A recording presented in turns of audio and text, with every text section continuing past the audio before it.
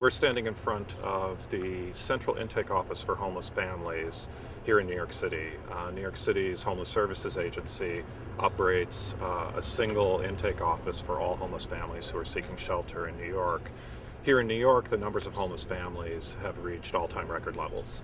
At the end of November, there were more than 9,700 families sleeping in shelters each night.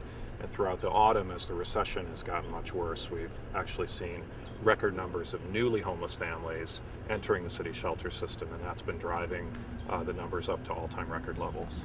This is a situation, frankly, that we're seeing throughout the country.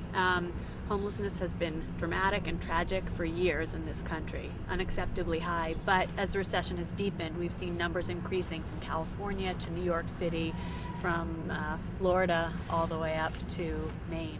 So you're working now, so you're one of the lucky few that has a job still. Yes. How much are you, what kind of job do you do, and how much are you earning? I'm a home health aide or whatever, but it's little pay or whatever, but it's better than nothing to be in a situation. I gotta be able to survive for me and my baby. How much do you earn an hour? I only earn $8 an hour. Okay, and do you get to work, do you get a 40-hour week, or is it sometimes No, it's less? part-time.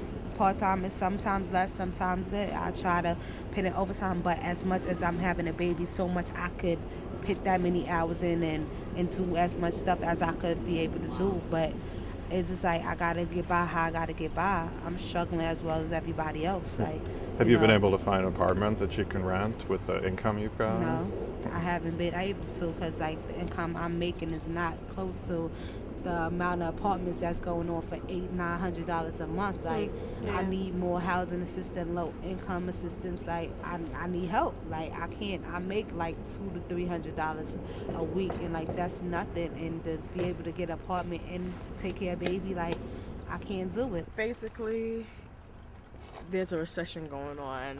I'm working, but it's like I'm not working. There's basically no one to help me, so I'm on my own, and I have a baby, so I'm here trying to get help. What kind of work do you do? I work in retail. Okay, and how much do you make? $10 an hour. Oh, okay. And I haven't been working. I haven't worked since December, so now here I am. Were you working full-time before? No, I was part-time. Part-time. So that's why I really came here also, so I could get some help, being that I was part-time. And apartment is $1,000 for a one-bedroom. I get a one-bedroom with my daughter for $1,000 with a part-time check. I'm not going to be able to do it. How much were you taking home each week? It varies because I was part-time, so sometimes I could get 30 hours, sometimes I get 4 hours. Right. So it varies. The economy's going down. My job, they're not giving anyone hours unless you're full-time or you're a manager or a supervisor. Have they been laying people off? Or? They laid a few people off. And everybody's losing their jobs, so it's real difficult. So everybody just wants a little bit of help. The reason for this rise in homelessness that we're seeing right now is pretty much related to the economy, pure and simple. And within that, there are sort of two common factors that we're seeing. The first is unemployment. Someone will be working, they're living paycheck to paycheck, but they're working, they have a job, they're paying their rent. One day, they get laid off. And all of a sudden, they stop being able to pay the rent, and they get evicted, and they wind up here at the intake center, where if they're lucky, they're found eligible to get shelter assistance.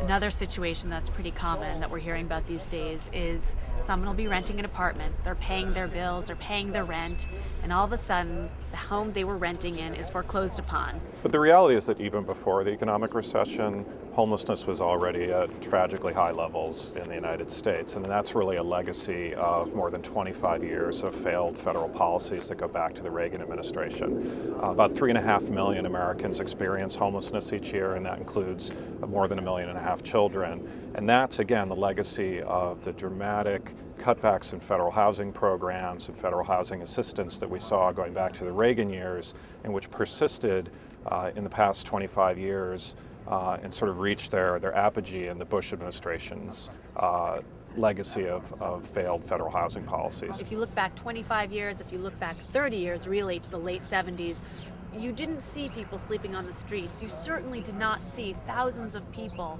coming to an intake center in the Bronx desperate for a place to live. There just wasn't mass homelessness. And it's really one of the tragedies of the last 25 and 30 years of the Reagan-Bush legacy that people in this country have come to accept homelessness as inevitable. It's just part of the fabric of American life. What's really a unique opportunity now, sort of paradoxically in the middle of this economic recession, is that there's incredible momentum in this talk about an economic stimulus package, about a bailout package. Well, here's an opportunity for the new President Obama and the new congressional leadership to actually bail out homeless Americans. Most important, we need the new administration and we need the Congress to invest in the proven solutions to homelessness, like supportive housing for homeless individuals who are living with mental illness and other disabilities, and rental assistance and affordable housing assistance for homeless families. So many of the homeless families that we've talked to here in the Bronx today are low-wage workers, folks that are earning just above the minimum wage, who can't afford market rate housing. If they had a little bit of housing assistance, they would be out of shelters, living in their own homes, and finally able to escape homelessness.